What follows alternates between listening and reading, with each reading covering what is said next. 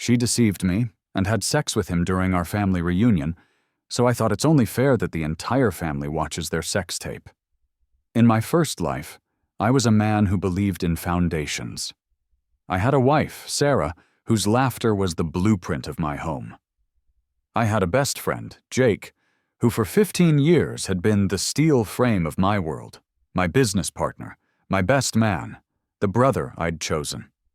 And I had a future, a solid, dependable structure I was building brick by brick. My death wasn't a single, swift event. It was a demolition in slow motion. The moment I discovered the two pillars holding up my entire world were not just cracked, but rotten to the core, conspiring to bring the whole thing down on top of me. The buzz is what wakes me. It's a low, insistent vibration against the polished wood of the nightstand, a sound that doesn't belong in the deep, quiet dark of two. Sarah is a heavy sleeper. She's a soft, still weight beside me, her breathing a gentle rhythm in the silent room. I lie there for a moment, my own heart a slow, sleepy drum, trying to place the noise. It comes again, a persistent hum, and I see the faint, blue-white glow illuminate the ceiling above her side of the bed, her phone. I slip out from under the covers, my feet silent on the cool hardwood floor. I'm not a suspicious man, or I wasn't.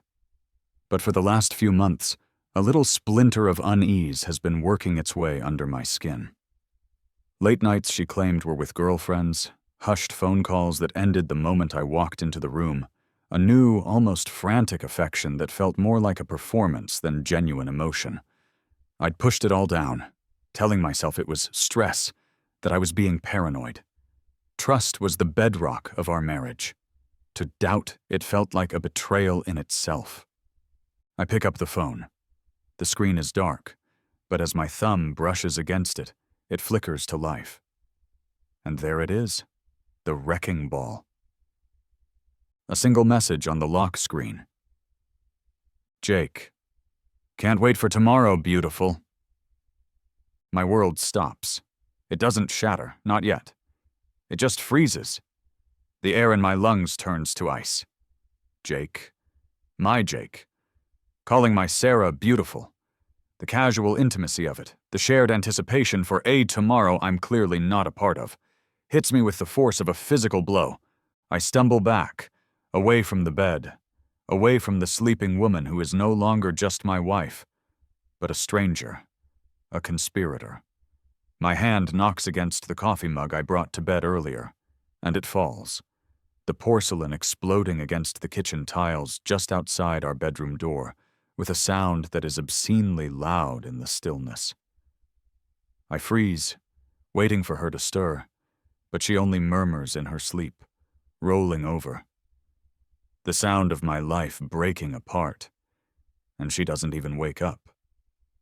The bitter, dark scent of spilled coffee fills the air, mingling with the soft lavender of her perfume that always lingers on her pillow.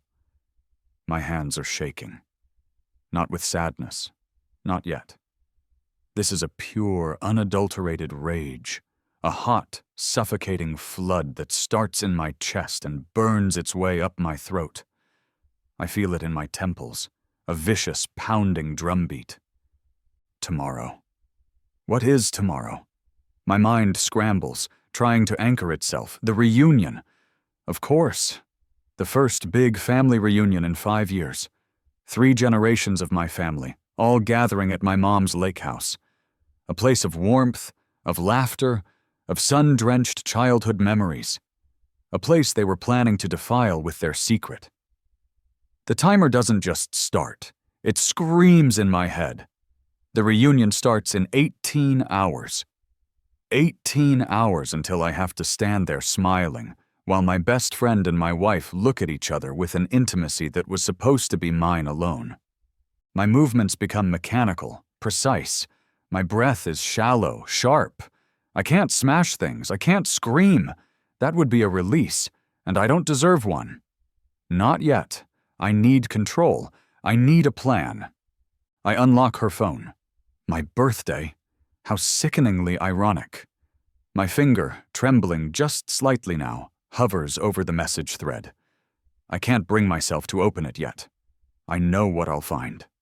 Confirmation? Details? The daggers that will finish the job.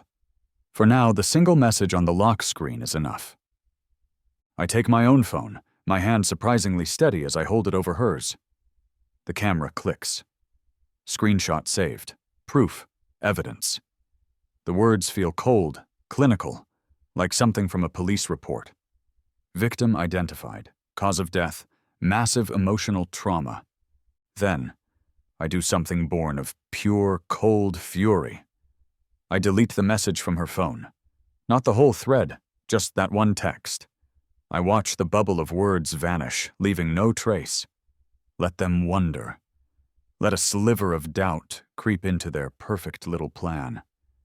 Let them think maybe their message didn't go through. It's a small, petty act of sabotage, but it's mine. My thumb hovers over Jake's contact information, his grinning face smiling up at me from the screen. My best man. My business partner. The man who held my daughter for the first time at the hospital. His eyes wet with tears as he told me I was the luckiest man alive.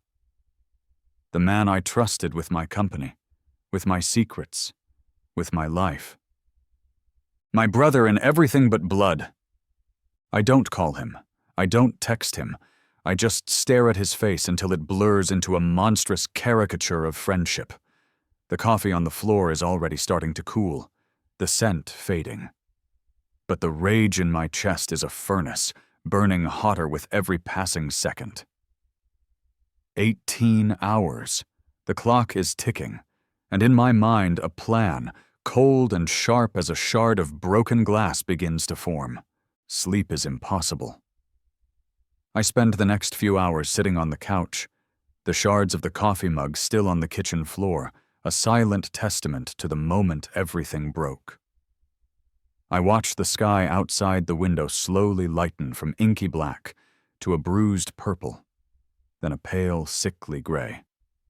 My rage has cooled, hardened into something else. Resolve. It feels like a block of ice in my chest, chilling me from the inside out. I'm not the victim here. Not anymore. I'm the architect of what comes next. As soon as the first electronics superstore in the city shows, open on Google Maps, I'm in my car. The streets are quiet. The world's still waking up. But I feel like I've been awake for 100 years. The clerk inside is a young kid, barely out of his teens, with a painfully cheerful grin. "Morning, sir. Up early today, huh?" He chirps, his voice too loud in the cavernous, empty store. "Just want to get a jump on the day," I say, my voice a low, steady rumble that surprises even me. It sounds calm, normal. "I need some security cameras, wireless, good night vision." "Peace of mind, I get it," he says, nodding sagely as if he understands the complexities of life. He leads me to an aisle filled with sleek, white boxes promising total surveillance. "These are great. Easy setup, syncs right to your phone. You can watch the feed from anywhere." "Perfect," I say, grabbing 3 of them. "I'll take these." He rings me up, chattering about features and data plans. I nod and smile, my face an impassive mask. He has no idea he's selling me the tools to document the demolition of a life. He's just a kid selling gadgets. To him, I'm just another suburban husband worried about burglars. The irony is so thick, I can almost taste it. When I get home, Sarah is still asleep. I move with a quiet efficiency I didn't know I possessed. The cameras are small, discreet. I unbox them, charge them, and sync them to a new anonymous email account I create on my laptop. No link to me, no trace. She stirs as I'm tucking the boxes away. "Marcus?" Her voice is thick with sleep. She stretches, a long, languid movement that I used to find beautiful. Now it just looks like the stretch of a predator, lazy and content. "You're up early, babe." I walk to the edge of the bed and look down at her. Her hair is a mess of dark curls on the pillow, her eyes still soft and unfocused. She is the picture of innocence, a masterpiece of deceit. Just wanted to make sure everything was perfect for today, I reply. My voice is steel. You know how much this reunion means to Mom. She smiles, a slow, easy smile that doesn't reach her eyes. You're a good son. She reaches for my hand, but I move away, pretending to straighten the duvet. Go get ready, I say. I'll pack the car. The moment the bathroom door clicks shut and the sound of the shower starts, I'm moving. I grab her phone from the nightstand. My heart is a cold, hard knot in my stomach. This is it. The point of no return. I take a deep breath and open the message thread with Jake. It's worse than I ever could have imagined. It's not just a few flirtatious texts. It's months. Months of a hidden life, documented in excruciating detail. Hundreds, maybe thousands of messages. Inside jokes that I see now were crafted at my expense. Nicknames for each other. My lion. My starlight. It's so cliché it would be laughable if it didn't feel like I was reading my own obituary. There are pictures, selfies of them in places I recognize. A corner booth at the Italian restaurant where I took her for our anniversary. A park bench near my office. They were hiding in plain sight, bold and arrogant. There are hotel confirmations, dates and times that line up perfectly with my business trips. Restaurant receipts for two, paid for with the joint account we share. My money funding their betrayal. I scroll and scroll, each message a fresh stab. Jake, thinking about you. Can't focus at work. You've ruined me, Sarah. Sarah, you say that like it's a bad thing, Lion. Just wait until tonight. Jake, God, I wish we didn't have to sneak around. I want to wake up with you every morning. Sarah, soon. We just have to be patient. After Marcus finds out, it'll all be over. We can finally be together. After Marcus finds out. Not if. After. It was never a question. My discovery was part of their plan all along. I wasn't just a husband to be betrayed. I was an obstacle to be managed, an inconvenience to be dealt with before they could start their real life together. The cold resolve in my chest hardens into something razor sharp. The reunion starts at noon. I have 6 hours. 6 hours to get to the lake house, set up my little truth detectors, and prepare for the performance of a lifetime. I methodically go through the messages, screenshotting the most damning exchanges, the hotel bills, the promises of a future built on the ruins of mine. I save everything to my phone, my laptop, a thumb drive. Redundancy. No room for error.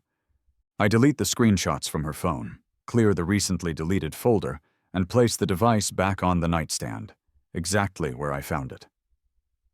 The shower cuts off. Her performance is about to begin. And so is mine. When she emerges from the bathroom, wrapped in a fluffy white towel, a vision of false purity, I'm standing by the window, looking out at the morning. Everything okay, honey? She asks, her voice laced with a practiced concern. I turn and give her a smile. It feels alien on my face, a mask of warmth stretched over a skull of rage. Never better, I say. It's going to be a beautiful day for a family reunion. The drive to Mom's lake house is a study in controlled tension. Sarah is in the passenger seat, chattering away, a constant stream of meaningless noise about which cousin she can't wait to see, and whether Aunt Carol will make her famous potato salad. She's playing the part of the excited wife, and she's good at it. I keep my eyes on the road, my hands gripping the steering wheel, offering up monosyllabic responses. Mm-hmm. Yeah. Sounds great. Each word is a carefully measured dose of normalcy, just enough to keep her suspicions at bay. Inside, my mind is a whirlwind of logistics and fury.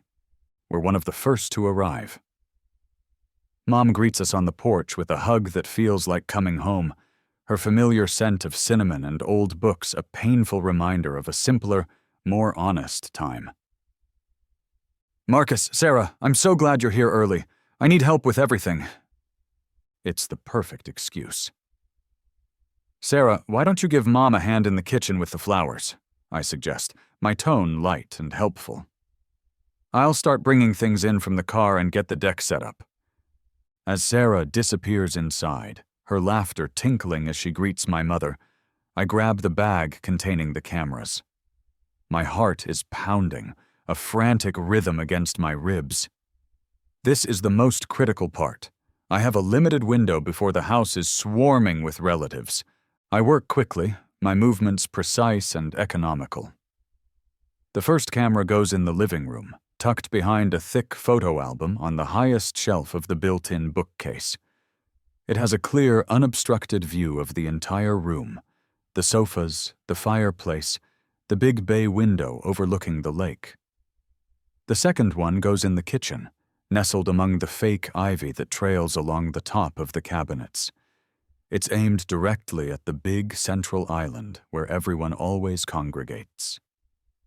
The final camera is for the back porch, a place of late-night conversations and whispered secrets. I secure it to the underside of a large, hanging fern planter, its tiny black lens indistinguishable from the dark soil. I check the feed on my phone. The connection is strong. The picture is crystal clear. I am a ghost in my own family home, an unseen observer waiting for the play to begin. By the time I'm finished, cars are pulling into the long, gravel driveway. The chaos begins. Aunts and uncles, cousins and their broods of loud, happy children descend on the house. I plaster on a smile, accepting hugs, clapping backs, playing the part of Marcus, the happy husband, the successful son. Then Jake arrives. He pulls up in his polished black BMW, the one we celebrated him buying 6 months ago. He gets out, all confident swagger and easy charm, wearing that signature grin that I used to think was a sign of his open, honest nature. Now I see it for what it is, the mask of a con artist. He spots me, and his grin widens. "Brother!" he yells, striding towards me with his arms open. My body tenses. Every instinct screams at me to turn away, to hit him, to wipe that treacherous smile off his face. But that's not the plan. The plan is to let the cancer grow, to give it enough room to reveal its true, metastasized horror before I cut it out. So I force my arms to open. I force myself to return the hug. His arms wrap around me in a familiar embrace. I can feel the solidness of his shoulders, smell the expensive cologne he wears. It's the hug of a brother, a Judas embrace that makes my skin crawl. "Ready for the best weekend ever, brother?" he whispers, his voice full of feigned camaraderie. "You have no idea," I say, pulling back, my smile feeling like a crack in my face. The afternoon wears on, a blur of lukewarm beers, grilled hot dogs, and forced pleasantries. I watch them. Sarah and Jake. They're masters of their craft. To anyone else, they are just old friends, my wife and my best friend, mingling easily at a family gathering. But I see it all. I see the way his eyes follow her as she moves through the crowd. I see the way she subtly angles her body towards him when they're in the same conversation circle. I see the brief, fleeting glances they exchange over the heads of my unsuspecting family. Tiny sparks of conspiracy that are invisible to everyone but me. I'm standing by the grill, talking to my dad about the stock market, when I hear my mom's voice drift over from the porch swing where she's sitting with Aunt Linda. "Marcus seems different today," Mom whispers, her voice filled with a mother's intuition, a little quiet, distant. "Maybe just stressed about work," Sarah's voice cuts in smoothly. She's appeared as if from nowhere, placing a hand on my mom's shoulder. "He's been working so hard lately. Long hours." My back is to them, but I can picture the scene perfectly. Sarah, the caring wife, explaining away her husband's odd behavior. Then Aunt Linda, who has always been sharp as a tack, says something that makes the tongs in my hand freeze. That's funny. I called his office on Thursday to ask about the quarterly reports for the charity fund. His secretary, Janet, said he's been taking long lunch breaks for months now. Said she barely sees him between noon and 3 most days. There's a beat of silence. A tiny, perfect pause where Sarah's lie hangs in the air, exposed and vulnerable. "Oh," Sarah says, her voice a little tight. "Well, you know how it is. Important client meetings. He doesn't always tell me every little detail." She recovers quickly, but the seed has been planted. My own mother is watching me.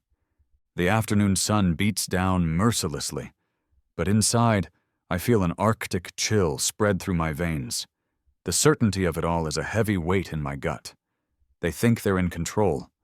They think they're the ones playing a game. They have no idea that I've already changed all the rules. The house feels like a stage, the family like an audience, and I am the director, waiting for my actors to hit their marks.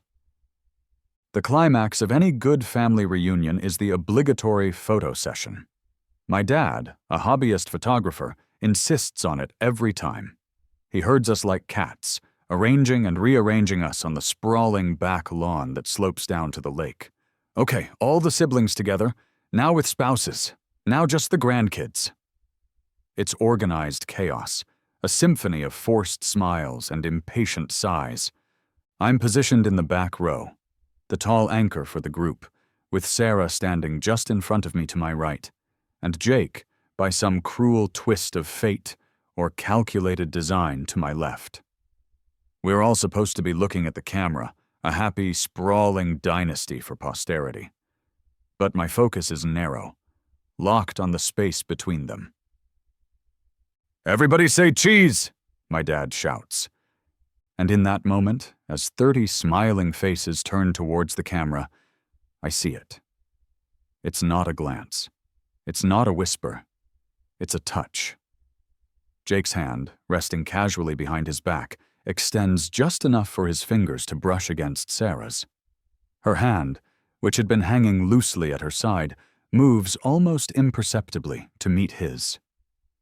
It's a secret, fleeting caress. A spark of electricity in the open air. A brazen act of intimacy performed right behind my back, literally. The sheer audacity of it steals my breath. They think they're so clever, so invisible. A hot wave of rage washes over me, so intense it makes my vision swim. I want to grab Jake by the collar and drag him out in front of everyone. I want to point at Sarah's face and scream the truth until my throat is raw. My hands clench into fists at my sides. But then, my phone buzzes in my pocket. It's a quiet vibration, a secret of my own. I pull it out, angling it so no one can see the screen. It's a notification from the camera app. Motion detected. Kitchen. My fury recedes, replaced by an icy calm. The plan. Stick to the plan. A public confrontation now would be messy, emotional. It would give them the chance to play the victims, to twist the narrative, to say, I'm crazy, that I misunderstood. No. They don't deserve a quick, passionate explosion. They deserve a slow, cold, methodical dismantling. They deserve to be exposed not by my accusations, but by their own undeniable actions. I look at my dad, who's fiddling with his camera lens. "One more, everyone! This one's for the Christmas card!" I force my lips into a wider smile. I look at Sarah, at Jake. They're both beaming, the perfect wife, the perfect friend. My gaze is steady, my expression serene, but inside, the final pieces of my strategy are clicking into place. The reunion has a rhythm, a tradition. Tonight there will be a bonfire by the lake, s'mores, and ghost stories. Tomorrow, after a day of swimming and boating, comes the grand finale, our traditional movie screening. Mom has a projector and a huge pull-down screen in the living room. We all pile onto the couches and floor cushions, stuffed with barbecue and cake, and watch a classic. It's the cozy, comfortable end to a perfect weekend. It's the perfect stage. Tomorrow night, during that screening, I will have everything I need. Tonight is for observation. Tonight, I will let them think they are safe. I will give them the time and the space to hang themselves with their own rope. The photo session ends, and the family disperses back towards the food and drinks. I make my way through the crowd, my demeanor completely changed. The quiet, distant Marcus from this morning is gone. In his place is the life of the party. I hug Aunt Linda and tell her she looks 10 years younger. I get into a loud, laughing debate with my uncle about football. I organize a cannonball contest off the dock for the younger cousins, cheering louder than anyone as they send up huge sprays of water. I am incandescently happy. It's a performance so convincing that I see the relief on my mother's face. She exchanges a pleased glance with my dad. Their son is back. I find Sarah by the drink table, talking to Jake. Of course. I walk right up to them, slide my arm around her waist, and pull her close. She flinches, just for a second. A flicker of surprise in her eyes before she composes herself and leans into me. Jake's smile tightens at the edges. "Having a good time, honey?" I ask, kissing her temple. "The best time," she says, her voice a little too bright. "Good," I say, looking from her face to Jake's. I raise my beer bottle in a toast. "To family. We should do this more often. Let's make this a reunion to remember forever."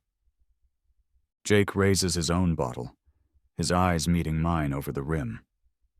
There's a question in them, a hint of unease. He sees the change in me, but he can't decipher it. He thinks it might be suspicion. He has no idea it's certainty. "To a reunion to remember," he echoes, his voice hollow. I smile, a wide, genuine-looking smile that doesn't touch my soul. "Oh, they'll remember it. I'll make sure of that. For the rest of their miserable lives, when they think of family, when they think of love, when they think of trust, they will remember this weekend. And they will remember me. Not as the fool they took me for, but as the man who burned their world to the ground using the matches they handed him themselves." As evening descends, the party transitions from the bright chaos of the lawn to the warm, flickering glow of a bonfire by the lake. The air grows cooler, smelling of wood smoke and pine. The kids are sticky with melted marshmallows, their laughter echoing across the dark water. It's a perfect picture, a postcard of family happiness. And I am a ghost walking through it. I make my excuses, clapping my dad on the shoulder. "Need to check a few work emails. Client in a different time zone. You know how it is." It's a plausible lie, one I've used 100 times before. He just nods, preoccupied with getting the fire to draw properly. I slip away from the circle of warmth and light and retreat into the dark, quiet house. I don't go to the guest room where Sarah and I are supposed to be staying. I go to my old childhood bedroom at the back of the house, a room that has been a time capsule for 20 years. My old baseball trophies are still on the shelf. Posters of bands I no longer listen to are still taped to the walls. It feels like a safe, forgotten space. A perfect surveillance outpost. I pull out my phone, my fingers flying across the screen. I open the camera app. The living room is empty, the porch is dark, but the kitchen feed is active. And there they are. They must have made their own excuses to slip away. They're standing by the center island, bathed in the low, intimate light from the lamp over the sink. They think they're alone, hidden away from prying eyes. They have no idea they're on center stage. The video is silent, but I don't need sound to understand what I'm seeing. The body language is a shout. Sarah is leaning against the counter, and Jake is standing in front of her, his body shielding hers from the doorway. He reaches out and tucks a stray strand of hair behind her ear. She leans into his touch, her eyes closing for a moment. It's a gesture of such profound intimacy that it feels like a violation to even witness it. Then, he leans in and they embrace. It's not a friendly hug. It's a deep, desperate clinch. Her arms are wrapped around his neck. His are around her waist, pulling her tight against him. I watch, my breath caught in my throat, as her hand comes up to cradle the back of his head.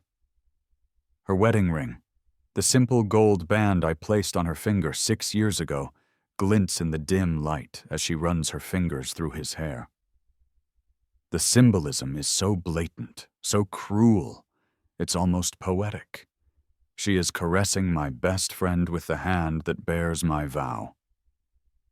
I turn on the audio, my thumb shaking. Their voices come through the phone's speaker, hushed and conspiratorial. Sure, Marcus doesn't suspect anything, Jake is asking. His voice is a low murmur, laced with anxiety. Sarah pulls back just enough to look at him. She laughs, a soft, dismissive sound. He's clueless, always has been. He trusts us, Jake. That's his weakness. My weakness. The word hangs in the air of my childhood bedroom. My trust, the very foundation of my love for her, of my friendship with him, is nothing more than a weakness to be exploited. Good, Jake says, relief flooding his voice. He places a hand on her stomach, a gentle, protective gesture. Good, because I'm telling him about the baby after the reunion. The world doesn't just tilt, it shatters into a million silent pieces. Baby? What baby? Sarah's face softens. She covers his hand with her own. Our baby? She whispers. Who else's would it be? He says, his voice thick with emotion. I know the timing is complicated, but this is a sign, Sarah. It's our sign to stop waiting. He's going to be devastated, she says. There's not a trace of sadness in her voice. It's a statement of fact, a logistical problem to be solved. He'll get over it, Jake says dismissively. People get divorced every day. What we have? This is real. This is forever. He leans in to kiss her again, but a noise from outside makes them jump apart. A cousin calling their names, asking if they have any more marshmallows. They quickly compose themselves, their faces transforming back into masks of innocence, and exit the kitchen, leaving me alone in the dark with the aftershock of their words. A baby. Sarah is pregnant. My mind races, a frantic, desperate calculation. I start counting backwards. She'd told me she was feeling unwell a few weeks ago, blaming it on a stomach bug. The long lunch breaks Aunt Linda mentioned, the hotel confirmations, my business trips. I was in Asia for 3 weeks straight, 4 months ago. 4 months. I haven't touched her, haven't been near her in that way since before that trip. We'd been distant, the strain of her secrets creating a chasm between us in our own bed. She isn't 3 months pregnant. She's 4. The child isn't mine. It can't be. The cold, hard block of ice in my chest dissolves into a black, empty void. This isn't just an affair anymore. This isn't just a betrayal of vows and friendship. They were creating a life together. A new family, intended to be built directly on top of the ashes of mine. They were going to pass another man's child off as my own. The timer in my head resets, louder, more urgent than ever. Tomorrow's movie night is in 16 hours. My hands move with a life of their own, no longer shaking, but driven by a purpose so pure and absolute, it's almost terrifying. I download the footage. I save the audio file. I take screenshots of their embrace, of his hand on her pregnant belly. I back everything up, to my laptop, to the thumb drive, to 3 different secure cloud accounts. I create a folder. I name it The reunion. I walk out of the house and back towards the fire, my face a calm, unreadable mask. They are both there, laughing at something my uncle said. Sarah catches my eye and gives me a small, conspiratorial smile, as if we are a team, as if we are in this together. I smile back, and in that moment I feel no love, no hate, no sadness. I feel nothing at all. I am merely a custodian of the truth, and I will deliver it, not with rage, but with the cold, undeniable clarity of a projector beam in a dark room. Sunday evening arrives with a sense of inevitability. The day was a long, slow-motion ordeal. I played my part to perfection. I went swimming with the kids. I helped my dad fix a loose board on the dock. I ate so much of my mom's pot roast I thought I would burst. I was the perfect son, the perfect husband, the perfect friend. All the while, the folder on my laptop, the reunion, felt like a lead weight in my soul. As dusk settles over the lake, my mother starts orchestrating the final act of our traditional weekend. All right, everyone, movie time, find a spot, get comfortable. The family, 30 of us in total, begins to migrate into the living room. It's a scene of cozy domesticity. My uncles and on-ons claim the big, plush sofas. The cousins and their spouses sprawl on bean bags and throw pillows on the floor. The little kids, already half asleep, curl up under blankets. The air is warm and smells of popcorn. It is the very picture of family, of love, of safety. It is the perfect slaughterhouse for the lies that have been living among us. I see Sarah find a spot on the main couch, patting the cushion next to her, a clear invitation for me. Jake has settled on the floor nearby, leaning against the same couch. They're creating their own little triangle of deceit in the heart of my family. I'll get it set up, Mom, I say, walking over to the small table that holds the projector and my laptop. My hands are completely steady as I connect the cables. My heart is a slow, heavy drum. This is it, the culmination of 48 hours of icy resolve. "What are we watching, Marcus?" my cousin Emily asks. "Before the movie," I announce, my voice carrying easily through the quiet room, "I have a special presentation I put together. A little tribute to love and family." A few sentimental ahs ripple through the room. My mother looks at me, her eyes shining with pride. Sarah gives me a soft, curious smile. She thinks it's for her. She thinks this is some grand romantic gesture. The poor, deluded fool. I stand beside the projector, my laptop in hand, and look out at the sea of faces. My family, my blood, the people who have loved and supported me my entire life. They deserve the truth. They deserve to know the kind of vipers they have welcomed into their home. I turn my gaze to Sarah, then to Jake. I let them see the look in my eyes, the serene, calm emptiness. And for the first time, I see a flicker of real fear in them. They know something is wrong, but they have no idea how wrong. I click play. The screen behind me flickers to life. It's not a slideshow of old family photos. It's the kitchen, my mother's kitchen, from last night. The image is crystal clear, the sound sharp and unforgiving. The room is silent for a moment, confused. Then, Sarah and Jake walk into the frame. A collective intake of breath. The atmosphere in the room shifts instantly from cozy to electric. Sarah's face drains of all color. It goes from a soft tan to a ghostly mottled white. "Marcus, what are you?" she starts, her voice a strangled whisper. "Shut up," I say, my voice low but carrying the unmistakable weight of command. "Shut up and watch yourself destroy our marriage." The footage plays on. The embrace, the intimate caress, her wedding ring glinting as she runs her fingers through his hair. I can hear the gasps now, coming from every corner of the room. My mother's hand is clamped over her mouth, her eyes wide with horror. My father looks like he's been punched in the gut. Jake bolts. He scrambles to his feet, his face a mask of panic, and makes for the door. "Sit down, brother," I say, my voice echoing in the stunned silence. He freezes, his hand on the doorknob. "You're the co-star. You wouldn't want to miss your big scene." He slowly turns, defeated, and sinks back to the floor, his head in his hands. He can't look at the screen. He can't look at anyone. The audio kicks in. Their hushed, treacherous voices fill the room. "Sure Marcus doesn't suspect anything?" "He's clueless. Always has been. He trusts us, Jake. That's his weakness." A low growl comes from my father. Aunt Linda is openly weeping.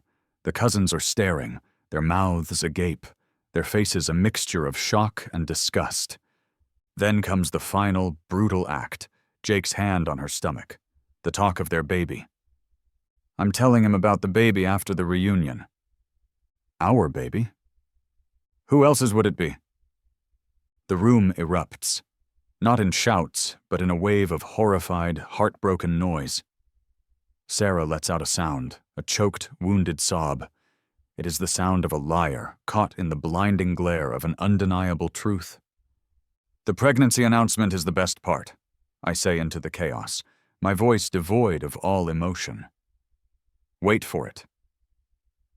I let the video play out for another 30 seconds, showing them jump apart as they hear a noise, their faces transforming back into their lying masks. Then, the screen goes black. For a long moment, there is only silence. A thick, heavy, suffocating silence, broken only by the sound of Sarah's ragged breathing. Every eye in the room is on her, on Jake. They are pinned by the weight of their collective gaze, judged and found wanting by the family they sought to deceive. Slowly, deliberately, I walk to the coffee table in the center of the room. I place 3 documents on its surface. They land with a soft, final thud. "These are for you, Sarah," I say, my voice calm. I tap the first set of papers. "Divorce papers, citing adultery. My lawyer will be in touch." I look at Jake, who is still crumpled on the floor, a pathetic imitation of a man. "And these are for you, brother." I tap the second stack. "A partnership dissolution agreement. You have 24 hours to sign it and buy me out at the predetermined price in our contract, or I will file a lawsuit for breach of fiduciary duty and fraud that will ruin you financially for the rest of your life. I have documented every dollar you funneled from our business to fund your affair." I pick up the third document. "And this is a restraining order. It stipulates that you are to stay 500 feet away from me, my home, and my place of business. If you violate it, I will have you arrested." I turn and face my family. Their faces are a mural of shock and sorrow. "I'm sorry you all had to see that," I say, my voice softening for the first time. "But you deserved to know the truth." I look back at Sarah, her face streaked with tears, her expression one of utter devastation. She has finally realized the game is over, and she has lost. I don't wait for the fallout. I don't stay for the tears, the accusations, the inevitable implosion of my family's idyllic weekend. I have delivered the truth. I don't need to assist with the autopsy. I turn my back on the wreckage of my life sitting in my mother's living room and walk to the door. "I'll be at the Marriott downtown," I say, my voice flat and final, not looking at her, at any of them. "Sarah, have your things out of my house by Tuesday. The locks will be changed on Wednesday." I walk out the door and don't look back. The drive away from the lake house is silent. The night is dark. The road is empty, and for the first time in 48 hours, the timer in my head is silent. There is nothing left to count down to. There is only the vast, terrifying emptiness of what comes next. 6 months later. The world looks different. I'm in Denver, a city where no one knows my name. where the mountains on the horizon are a constant, solid presence, a welcome contrast to the shifting foundations of my past life. The divorce is finalized. It was quick and brutal. My evidence was so overwhelming that her lawyer advised her to take the first settlement offer and run. She did. The business is sold.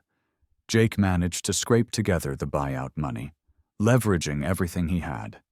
The company we built from nothing is now his burden to bear alone.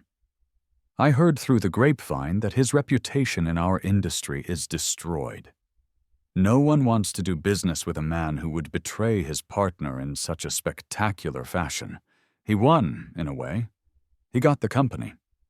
But it's a hollow prize. Sarah is living with her mother in a small town 2 states away. She had the baby, a little boy. Not my son. She's fighting for scraps of our former assets, but the prenup, combined with the infidelity clause, has left her with next to nothing. She sends me occasional pleading emails. They go directly to a folder my lawyer reviews and then deletes. I have never replied. My mom calls every week. She doesn't talk about Sarah or Jake unless I bring them up, which is never. Instead, she tells me about her garden, about what my dad is building in his workshop, about the silly things the grandkids are doing. Her voice is a lifeline, a steady connection to a family that, after the initial shock, rallied around me with a fierce, protective loyalty. On one of our first calls after that weekend, her voice was thick with emotion. "I am so proud of you, Marcus," she'd said. "I'm so sorry for what they did. But I am so proud of how you handled the worst betrayal a man can face. You stood up. You didn't crumble." I didn't crumble. Some days it feels like I did. Some days, the ghost of the man I was, the happy, trusting fool, haunts me. But then I look out my window at the mountains, solid and unmoving, and I remember, foundations can be rebuilt. Stronger this time, on solid ground. Some family reunions end with hugs and tearful goodbyes, with promises to stay in touch and see each other again soon. Mine ended in the clean, quiet severance of a surgeon's knife, cutting away the cancerous tissue that was killing me from the inside out. It was a reunion to remember forever, not for the love that was celebrated, but for the lies that were finally, irrevocably buried.